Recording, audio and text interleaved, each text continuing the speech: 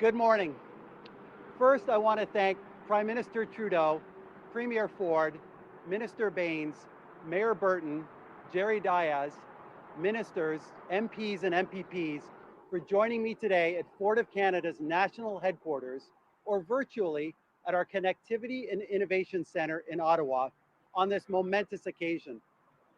It was only last week that we ratified a new globally competitive national labor agreement with our partners at Unifor to build a stronger future for our employees, our customers, and our communities. As part of a $1.8 billion investment, Ford is committed to transforming our Oakville assembly complex to build battery electric vehicles starting in 2024. This is a vital step toward Ford's larger multi-billion dollar investment in producing electric vehicles for consumers around the world. From hybrids to plug-ins and full battery electric vehicles, Ford is not new to electrification. In fact, in recent years, Ford has put more than 800,000 electrified vehicles on the road, and we want to continue building on that number. Globally, we expect electrified vehicles to outsell vehicles with traditional internal combustion engines by the next decade. In the new era before us, we're also working to build a future where smart vehicles in smart environments will improve people's lives and reduce greenhouse gas emissions. Ford is providing Canadians a broad choice of electrified vehicles and charging locations to meet their needs and to enable the way they want to live while helping to protect our planet. Support from both the federal and provincial governments was crucial to securing this transformational investment for Canada and Ontario. With this investment, Ford will expand its award-winning portfolio to include a family of battery electric SUVs built at Oakville Assembly, marking the first time ever that a full-line automaker has produced full battery electric vehicles in Canada for the North American market. Ford's investment will also bring the opportunity for battery pack assembly to Oakville, another first for Canada and Ontario. Government support also paved the way for a $148 million investment in Ford's Windsor operations, bringing the total investment to $1.95 billion and helping to secure Ford's broader Ontario footprint. Today, Ford of Canada is solidifying its commitment to providing good jobs in Canada with wage increases, bonuses, and other benefits for our production employees. We're also committed to delivering operational improvements that will maximize production flexibility to ensure we remain operationally competitive tomorrow. We've been operating in Canada for 116 years, longer than any other automaker, and we're proud to have employed thousands of Canadians in stable, well-paying jobs. For 11 years in a row, Canadians have chosen to purchase a Ford more than any other automotive brand. Our Canadian roots run deep, and we look forward to being here for the long haul. Thank you. And now I'd like to invite MPP Crawford to speak.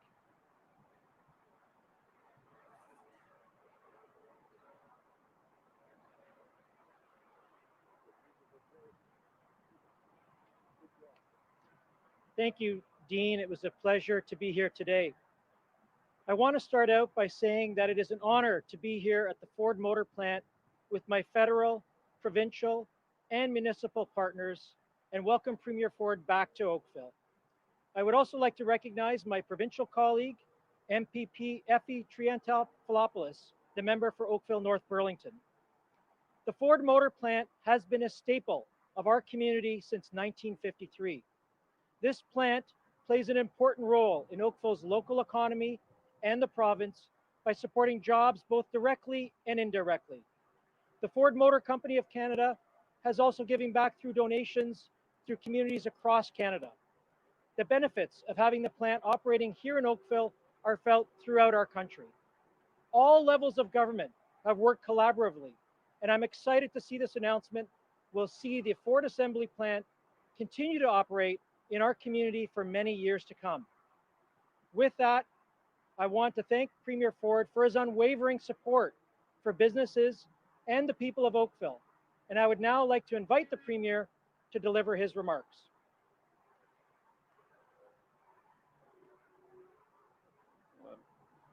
That's great, and thank you so much, Stephen. And it's great to be back here in the beautiful town of Oakville, and with Minister Vic Fedeli, MP Pam Damoff, and along with our MPPs, as you just heard from Stephen Crawford and Effie Trianopoulos.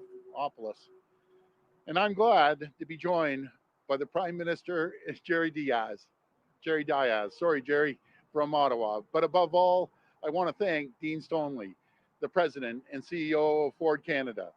Dean is an absolute champion. Dean, thank you for helping make today possible. And a special thank you to all of the auto workers here at Oakville Assembly Plant and across the province. I just absolutely love our auto workers, and I want our incredible auto workers to know that we will always, always have your back. And to Jerry and your team at Unifor. Jerry, you and your members have been great to work with during these difficult times. My friends, we have a plan for growth, renewal, and recovery of our province. Our plan means strategic investments, including some great projects right here in Oakville. We're getting shovels in the ground on a brand new secondary school for Oakville, investing over $33 million. Together with the town of Oakville and our federal partners, we're purchasing 73 new electric buses and 32 charging stations. We're also working with Ford to create 244 internships to prepare students for jobs of the future. And today, we're laying the groundwork for the long term recovery and prosperity of our province. Ontario is a leader in North America and around the world in the auto innovation. In fact, Ontario is the only place in North America where five major auto builders build vehicles right here in Ontario, and we need to maintain that competitive edge. Ontario's auto industry is the lifeblood of so many communities across this province. When the auto industry prospers, Ontario prospers. Over 100,000 people work in Ontario's auto sector, including over 3,000 men and women right here at the Ford Oakville plant. These are good paying jobs that support families and require specialized skills. That's why I'm incredibly proud to announce today Ontario is providing $295 million to support this historic investment in the Ford Oakville Assembly Plant. With the combined contributions from Ford, Ottawa, and the province, today's announcement represents the largest investment in Ontario's auto sector in over 15 years. This is a historic moment. This will support and protect our auto sector's made in Ontario advantage. And it will help support good paying jobs for Ontario families and workers for years to come. It will allow Ontario to continue to lead in the development and production of the next generation vehicles, connected vehicles, autonomous vehicles, and now electric vehicles. The future of the auto industry is happening right here in Ontario because made in Ontario, it means supporting local, it means quality and excellence, it means you're supporting the home team, and it means you're supporting good jobs for your family, friends, and neighbors. My friends, if all of us buy Ontario made or Canadian made products, we can keep billions of dollars right here at home. Changing our buying habits can support our local factories and businesses and help communities and people get back on their feet. Today's landmark investment marks a new chapter for Ontario's auto sector. Working together, we will ensure our economy comes roaring back, stronger and more prosperous than ever before. Thank you, and God bless the people of Ontario. Now I'll hand it over to my all star Economic Development Minister, Vic Fedeli.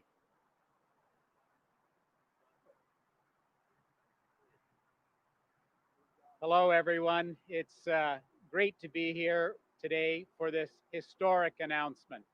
It was back in February 2019 when Premier Ford first announced Driving Prosperity, That's Ontario's long-term plan for our auto industry.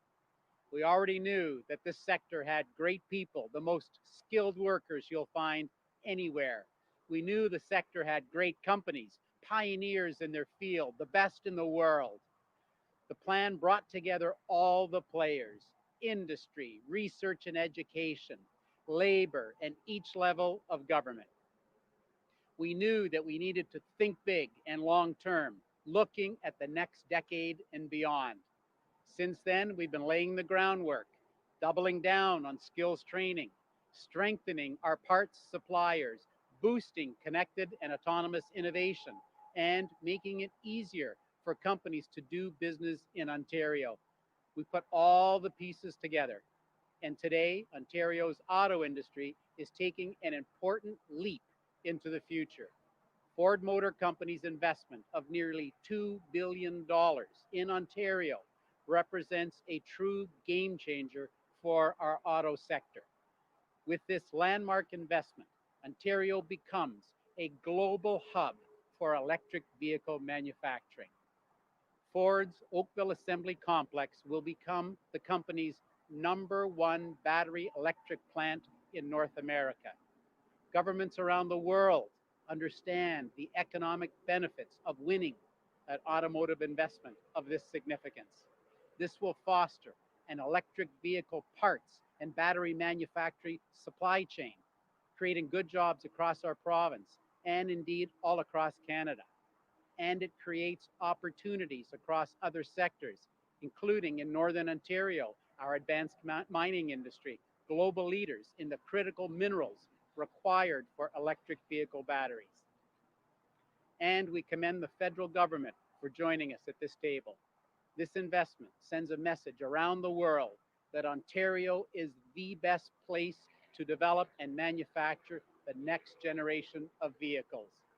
And it will protect and grow good quality, Ontario-made auto sector jobs over the long term and ensure that the sector remains sustainable and competitive in the decades to come.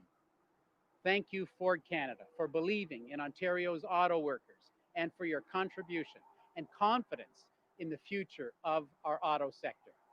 Today's announcement is a huge turning point, and we are proud to work together to renew our economy, continue Ontario's legacy as the economic engine of our nation. Thank you very much. And now it's my pleasure to invite Anita Anand, Minister of Public Services and Procurement and Member of Parliament for Oakville, to say a few words.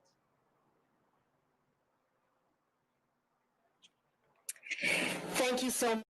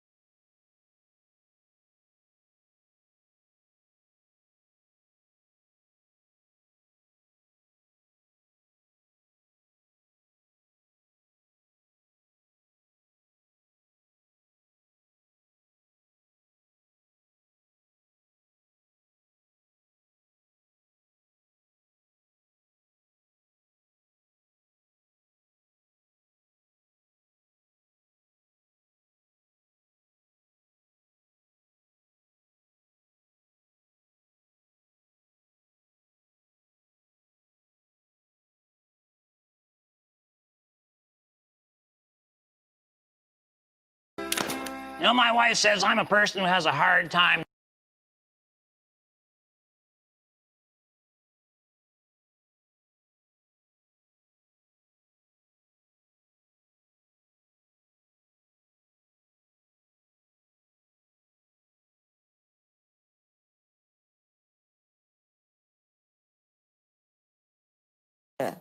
Et tourner vers l'avenir.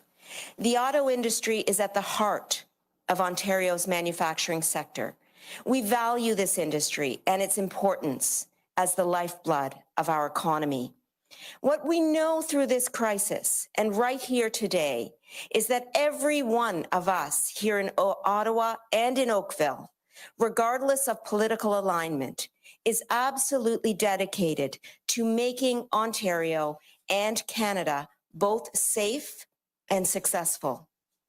To my friends and colleagues back home in Oakville, including Dean Stoneley and all of the auto workers in Oakville, congratulations. This is a great day for Oakville, and I am honored to be your Member of Parliament. I would like to now invite the President of Unifor, Jerry Dias, to say a few words. Thank you. Megwetch. Merci.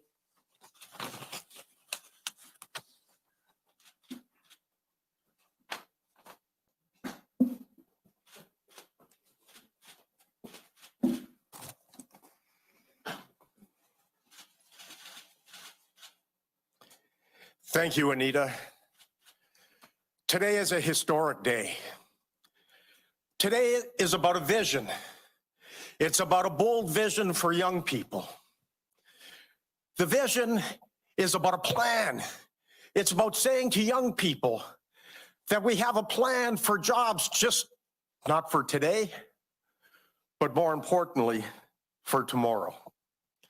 Because we've always told young people, go to school, get an education, get your diploma, and your jobs will be waiting for you when you're finished. Well, it hasn't really worked out that way for a long time. But I'll argue that today changes things, because it's really about saying to people that the plan is in place for the long term. Because for so long, workers have been told in the auto industry is a dying industry. It's old.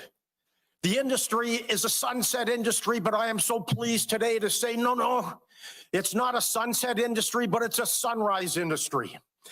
And it is an opportunity today to say as a nation that we aren't just satisfied with maintaining the footprint, but it's about us as a nation taking a global leadership role in the development and manufacturing of battery electric vehicles. So I'm saying to Canadians, look at what is happening today. Look what happened in Oakville. Look what's happening right now in Canada. It's Doug Ford and the provincial government, Justin Trudeau and the federal government. It's about Ford Motor Company. It's about our union. It's about everybody rowing in the same direction. For what? For the future of this critical industry and for young people. But this isn't just about building electric vehicles in Oakville. This is about taking a leadership role in using our natural resources in this country to put Canadians to work. This is about saying to our members that live in Sudbury, that mine nickel, we have a plan.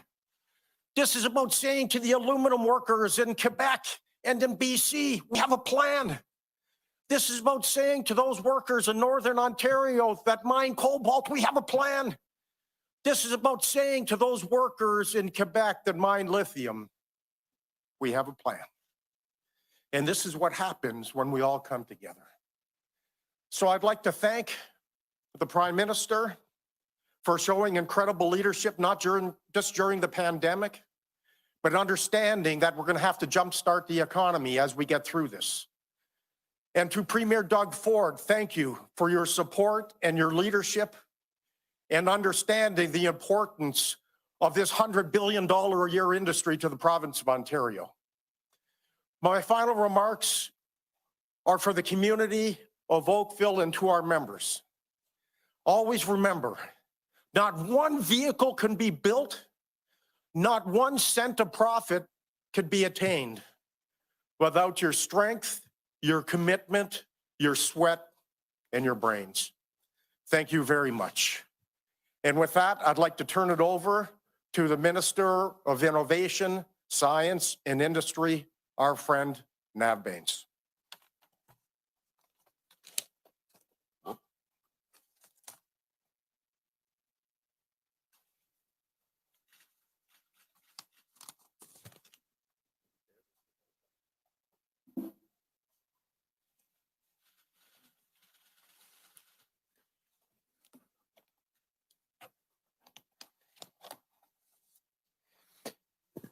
Well, Thank you very much, Jerry, for that kind introduction.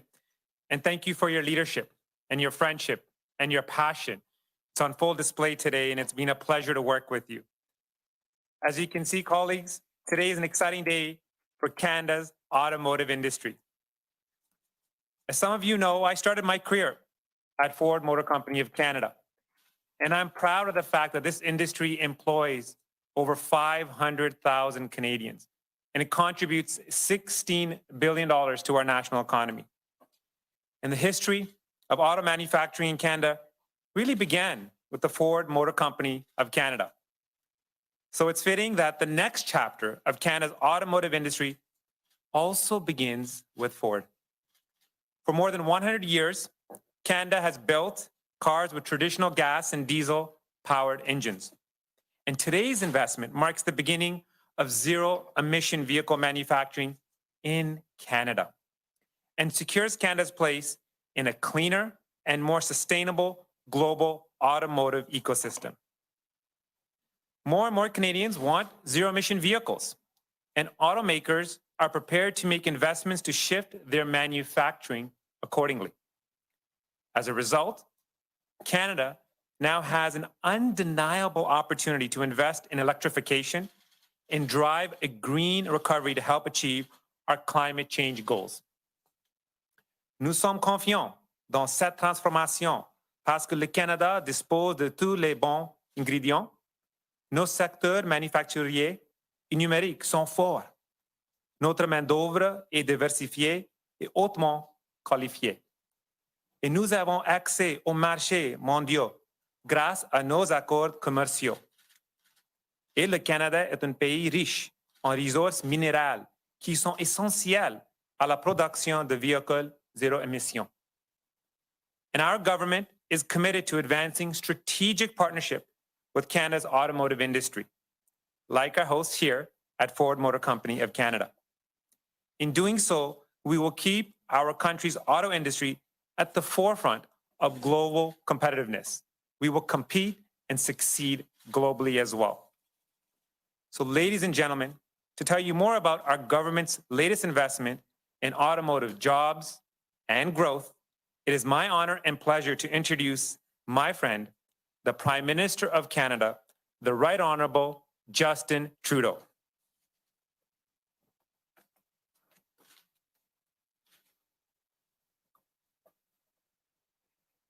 Mine's a bit more complicated, so you have to bear with me. Thank you. Thank you, Nav.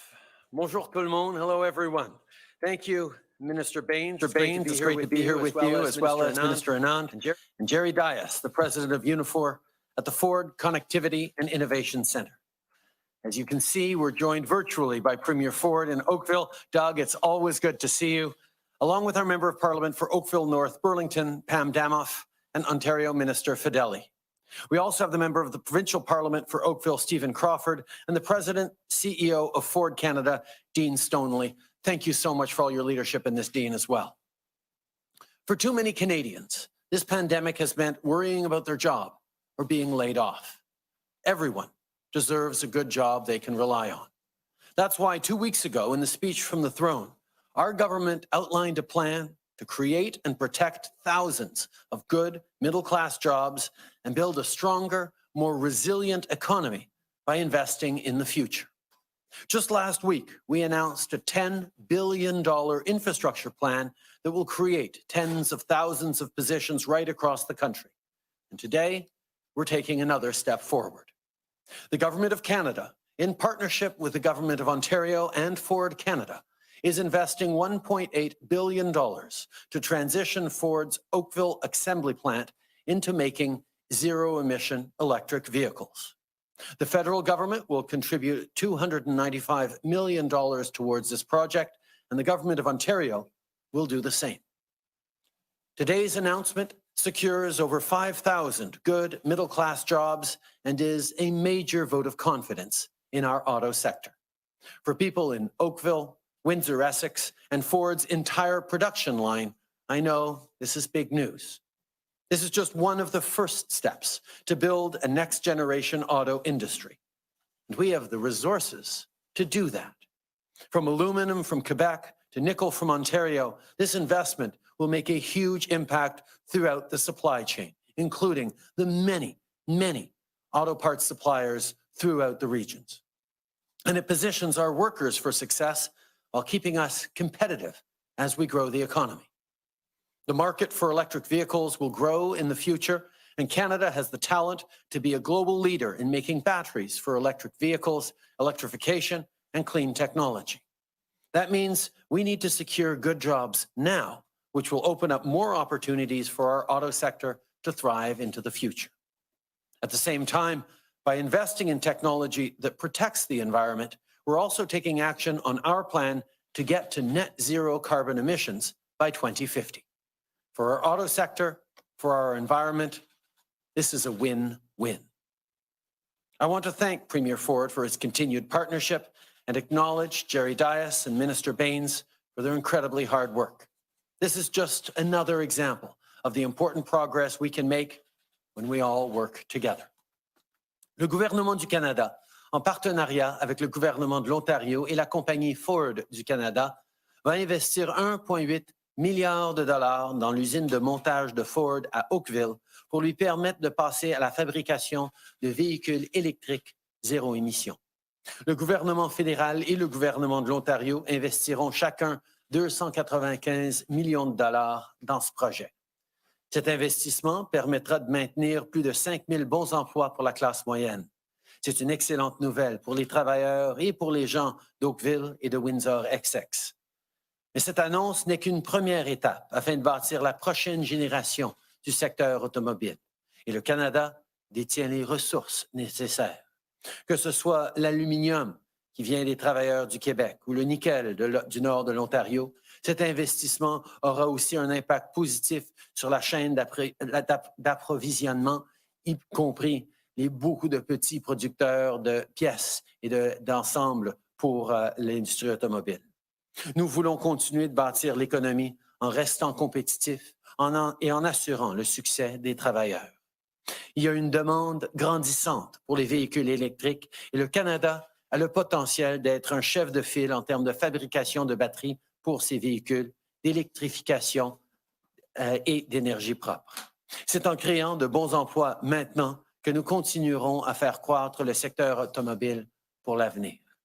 Et parallèlement, le fait d'investir dans des technologies qui protègent l'environnement nous aidera à atteindre notre objectif de zéro émission de carbone net d'ici 2050.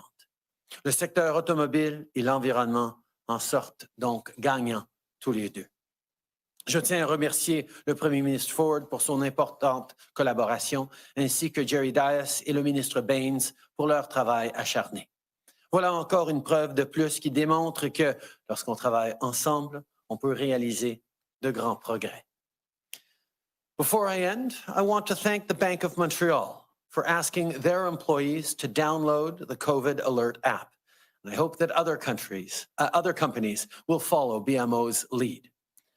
As we approach Thanksgiving weekend, the COVID Alert app is just one of the many ways that we can keep each other safe. We also need to keep following public health guidelines. Wash your hands, wear a mask, keep a 2-meter distance from others, download the COVID Alert app. À l'approche de la fin de semaine de l'Action de grâce, il faut continuer de suivre les recommandations de la santé publique. Lavez vos mains, portez un masque, gardez vos distances et téléchargez l'application Alerte COVID qui fait déjà une grande différence à travers le pays. We'll get through this together. I'm now happy to take your questions. Thank you, Prime Minister. We'll start the question period with, we have 20 minutes for the question period today, starting with the phone, then going to the floor. Please let us know who you would like to address your question to firsthand. Opérateur, première question. Merci, thank you. La première question est de Raymond Filion de TVA. À vous la parole. Merci. Bonjour, messieurs. Une question pour le premier ministre Justin Trudeau. Les gens du Québec doivent actuellement passer par le Nouveau-Brunswick pour se rendre aux îles de la Madeleine. Or, avec la pandémie, on leur interdit de s'arrêter, de dormir dans la province et ça cause des problèmes de sécurité. Même en cas d'urgence routière, la GRC refuse de laisser monter les gens dans ses autopatrouilles. On les laisse carrément au bord de la route en pleine nuit. Alors, M. Trudeau, est-ce que c'est une situation qui vous paraît acceptable et sinon, est-ce que votre gouvernement compte intervenir? On vit tous des moments difficiles à cause de la COVID-19 et nous devons tous de faire tout ce qu'on peut pour se garder en sécurité et protéger nos voisins et nos travailleurs de première ligne. Je sais que l'existence d'une bulle d'Atlantique peut causer des défis pour les gens qui se rendent aux îles de la Madeleine. C'est une question principalement pour les autorités provinciales, y compris au Nouveau-Brunswick, qui a la charge de la GRC et de la patrouille au Nouveau-Brunswick. Mais certainement, c'est quelque chose sur lequel nous allons nous pencher avec les premiers ministres des provinces respectives. En suivi, Raymond? J'aimerais également vous entendre au sujet des élections américaines. Il y a une incertitude qui règne à savoir si le résultat sera reconnu. Ça a d'ailleurs été soulevé hier soir dans le débat vice-présidentiel. Les États-Unis étant le principal allié et partenaire économique du Canada, est-ce que vous avez des inquiétudes par rapport à l'instabilité qu'un résultat serré pourrait causer? Je pense que nous regardons tous la polarisation qui se passe aux États-Unis avec une certaine inquiétude. C'est sûr que par rapport à la COVID-19, on est très chanceux au Canada d'avoir différents paliers de gouvernement comme moi et le premier ministre Ford et le premier ministre Legault qui travaillons ensemble de tout cœur pour essayer d'aider nos citoyens d'abord et avant tout. Aux États-Unis, c'est un peu plus polarisé et en période d'élection, on doit se préparer pour différentes issues. Mais je peux souligner que nous allons être prêts pour les différentes possibilités, mais nous allons continuer de travailler pour protéger les intérêts et les besoins des Canadiens. En anglais, s'il vous plaît. I think we're all watching the U.S. election with close attention because of its potential impact on the Canadian economy and on Canadians. In Canada, we are extremely lucky to have different orders of government, whether it's Premier Ford, Premier Legault, or other premiers across the country who have all worked well together and with the federal government to be there to support Canadians and not bring overly political elements into our response.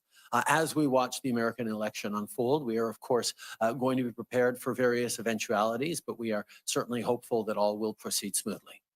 Thank you, operator. Next question over the phone. Thank you. The next question is from Lucas Meyer of News Talk 1010. Please go ahead. Your line is open. Thank you very much. Thank you for taking our questions. To the Prime Minister and to the Premier. Prime Minister, you said we need to secure good jobs now, which will open up more opportunities for our auto sector to thrive in the future. Will you and Premier Ford, if you could address this as well, are the governments going to coordinate a plan together for this particular industry for the future? And how large do each of you see job growth in electric vehicles, this green auto sector in the future? I think what we've seen through the past years is a transformation of many sectors of our economy, not just in Canada, but around the world. And we very much see that the world is continuing to change at a rapid pace, even in spite of COVID-19. What this announcement is all about and what governments are working together on is seeing where the world is going and ensuring that Canada has a strong role to play in it, that there are good jobs for Canadians in a transforming world. And this announcement in partnership with the province of Ontario and Ford Canada is a great indication that not only do we see where the world is going, but we're making sure that Canadians and Canada plays an important role in it. From the high quality manufacturing that Canada's always been able to do because of its extraordinary workers and partnerships with labor unions, from the innovation that Canadians are always capable of and its contribution to the knowledge economy, whether it be around AI or many elements of the digital economy, whether it be because of our natural resources. We talked about aluminum and lithium from Quebec, cobalt and nickel from Ontario, and inputs from across the country that are going to be key to a lower carbon future and towards electrification, or whether it even be the trade deals that we've signed with every other G7 country with 3/4 of the world's GDP that Canada has access to, that makes it very interesting to be able to build cars that we can then ship to Europe and elsewhere around the world right here in Canada. There are tremendous advantages that we've worked hard to build, and we need to make sure that those benefits are there for Canadians into the future. That's what this announcement is a piece of. And as you say, there's lots more work to come, but we are doing it because we're going to be ready for this future. Well, Lucas, first of all, thanks for the question. This announcement today is transformational. It's transformational not just for the auto sector, but so many other sectors. As I always say, we're blazing a new trail with this announcement. We're investing into the future of the auto industry. And right here will be the largest electric car manufacturing facility anywhere in North America. And again, I want to thank all three levels of government, no matter if it's Mayor Burton's done a great job here in Oakville, or if it's our province or the federal government. People expect us to work together. But it's not just this plant. It's about the 700 auto part manufacturing facilities that we have in Ontario. It's about the 500 die and tool manufacturers and mold makers that we have right here. And I know, Dean, I know I've been talking to Dean constantly about this, but this is a future that we can manufacture batteries right here. As the Prime Minister and Jerry Diaz mentioned, we have the nickel here. We have the cobalt in Cobalt, Ontario, and a permitted refinery up there. We have the lithium right here in Ontario.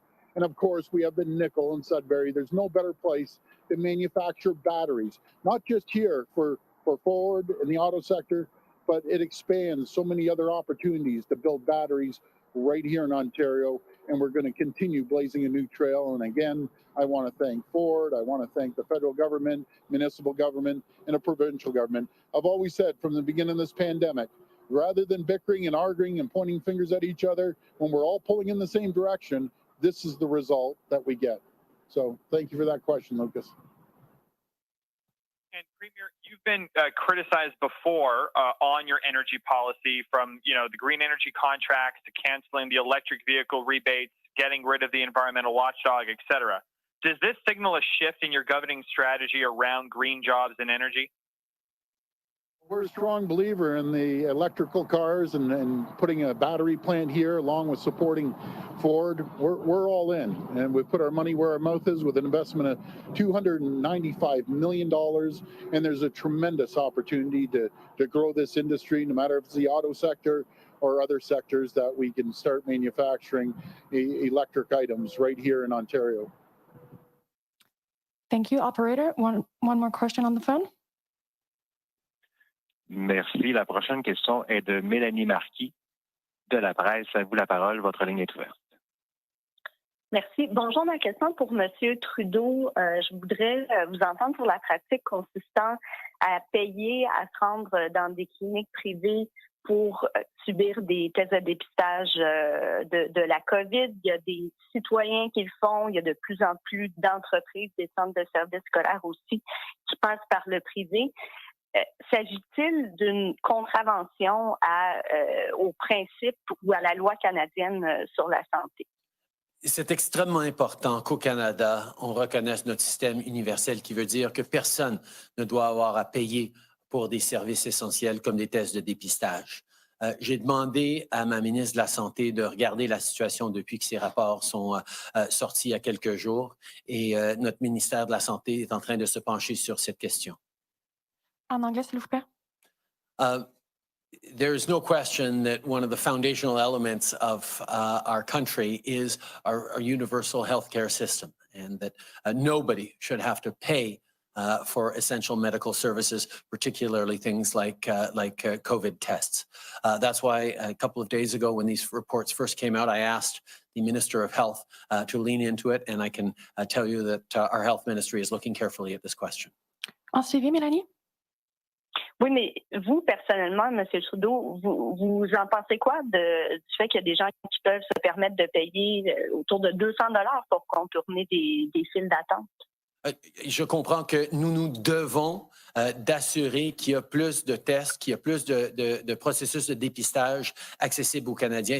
C'est inacceptable que les gens doivent attendre des heures et des heures pour des tests. C'est pour ça que nous travaillons avec les provinces depuis des mois pour augmenter la capacité de dépistage. Santé Canada poursuit son travail pour rendre disponible plus de tests de dépistage et nous les déployons dans une stratégie holistique qui va pouvoir s'assurer qu'on contrôle le virus, que les gens aient l'information nécessaire et que personne n'ait à attendre trop longtemps pour avoir un test ou pour avoir les résultats de ce test. Glenn McGregor, CTV News. Prime Minister, I think you know that these jobs are only sustainable if people can afford to buy the vehicles. And I wonder if you will undertake to continue to renew the IZEB program after the initial $300 million in funding is exhausted. And secondly, we're here in Ontario where these vehicles behind you are more expensive to consumers than they are in Quebec or in British Columbia because Premier Ford has canceled the rebate for electric vehicles. You've got them on the line here, even if it appears to be dial-up. Could you give him a message about the rebate, what you'd like to see him do on rebates for electric vehicles? We know that the transformation of our transportation industry is extremely important to reach a zero-emission future. And we know that Canadians want to be making choices around what's better for the environment and better for their pocketbook for the long term. That's why Canada put forward a very strong process of rebates for electric vehicles, and we're going to continue with them and we're going to support them. Right now, because it's a new technology, zero-emission vehicles and battery-powered vehicles can be more expensive than their gas-powered counterparts. But we've seen with technologies, the more people adopt them, the more innovators work on bringing down those costs, the more it's an easier choice to make for the pocketbook and not just for the environment.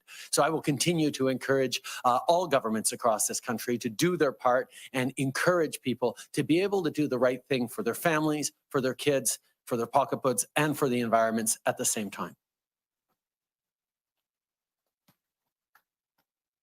Tom Perry, CBC. I've got a question for the Premier and for the Prime Minister. It's about contact tracing. Premier Ford, you're trying to expand contact tracing in Ontario. Back in April, the federal government put out a call for volunteers.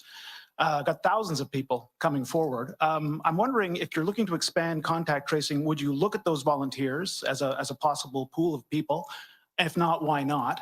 And for the Prime Minister, when you put that call out for volunteers, did you ask the provinces first whether that's the kind of help they needed? And what do you think of the uptake or lack of uptake so far from the provinces on that program? Doug, go ahead, Prime Minister. We knew from learning what worked around the world, from talking with experts and epidemiologists, that contact tracing is an essential part of controlling the transmission of a pandemic. We've learned it through difficult experiences, including in Ebola with Africa, in Africa with Ebola, and that's why we knew that we needed to make available resources for contact tracing. So from the spring, we reached out to provinces to offer more support if they needed it on contact tracing because it is so essential, whether it was employees from Health Canada, employees from Statistics Canada, or others. We made sure from the beginning that provinces knew that if they needed more resources for contact tracing, the federal government was there to offer them. I know a number of jurisdictions did take us up on that, and we're always happy to offer more because it's an important part of preventing outbreaks like the one we're going through right now in certain parts of the country, and it'll be an important strategy for keeping them down as we move forward. Well, I want to thank the Prime Minister. They did offer. We take them up on the offer for contact tracers, and we announced a week ago or so $1 billion in investing in contact tracing and tracking and testing. And I'm proud that we set another record yesterday at 48,300 tests. We're getting close to 50,000 tests. And just to put that into perspective, we're 38% of the population. We're testing 52% of the people. But we're going to continue training up the contact tracers and having people come on board. We're going to be hiring hundreds and hundreds of contact tracers. So we welcome anyone. If you want to be a contact tracer, by all means, go on the provincial website. And it's a great job. Good afternoon, Prime Minister. Did you watch either the presidential or the vice presidential election debate, and what did you think of them? I saw clips from both of them, but my focus right now needs to be on keeping Canadians safe and working with premiers across this country to engage in everything we need to do to control this second wave. Of course, what happens in the United States is going to be impacting Canada after the election, but our job is to be ready for all outcomes. And as you know, as a matter of course, I don't comment or weigh in on American political processes. And what does that mean, be ready for all outcomes? What have you instructed your government to do, for example? Well, I think we're certainly all hoping for a smooth transition or a clear result from the election, like many people are around the world. If it is less clear, there may be some disruptions, and we need to be ready for any outcomes. And I think that's what Canadians would expect of their governments, and we're certainly reflecting on that. Good morning or good afternoon. You keep saying that your priority is to keep Canadians safe, to help them through this financially, and yet we're here in a relatively crowded space today to make this announcement. You also this week are making announcements on banning plastics. The carbon tax did go up earlier this year. How do you justify doing all of this when you're continually telling Canadians you're going to help them through this? Well, I think part of Canadians' anxiety right now is not just for the short term of dealing with COVID-19. They need to know that once we're through it, and we will get through it, we're going to build back better. We're going to build a better future for Canadians. Canadians know, and we've known for a long time, that even as we deal with this crisis of COVID-19, we have to deal with the crisis of climate change. That's why we moved forward on a long-standing commitment to ban single-use harmful plastics. And Canadians know that they're ending up in our parks and our landfills in places and not being recycled. That's why we're keeping this commitment about moving forward and keeping plastic in our economy, but getting it out of the environment. These are things that matter to Canadians even during a pandemic. Similarly, as we talk about building back better, announcements like this today indicate that not only are we going to make it through this pandemic because we're working all together, but we're going to ensure that there are good jobs for the long term as we come out of this pandemic. I think this has been a moment where people are sort of stepping back and saying, okay, we've got to get through now, but once we get through it, what changes are there going to be in the world, and how do we make sure that Canadians can benefit from that?